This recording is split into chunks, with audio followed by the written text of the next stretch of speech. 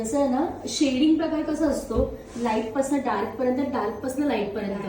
तर तो जो शेडिंगचा फील आहे ना, त्या फीलला म्हणतात ओम्ब्रे. जसं लिपस्टिक मध्ये करतात माहितीये, खालच्या साईडला डार्क कलर, वरच्या साईडला लाईट शेड. तसंच आपण केसांमध्ये करणार आहे. वरच्या साईडला आपला डार्क शेड राहणार आहे रूटच्या पासून, आणि खाली फक्त लाईट शेड करणार आहे.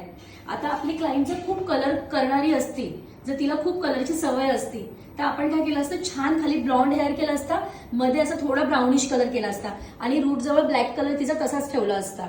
ठीक आहे. पण आता आपल्या क्लायंटला लाईट शेडच हवा आहे, तर आपण काय करणार आहे, ऑलमोस्ट ब्लॅक तसंच ठेवणार आहे. इथे थोडासा ब्लॅकिश फील आला पाहिजे, आणि त्याच्यापेक्षा थोडासा लाईट कलर खाली गेला पाहिजे, असं माझ्या डोक्यामध्ये आहे. म्हणजे मी इथे ब्लॅक कलर, इथे ब्राऊन कलर, आणि इथे लाईटिश ब्राऊन असा शेड देणार आहे, जेणेकरून असे 3 कलर्स दिसतील.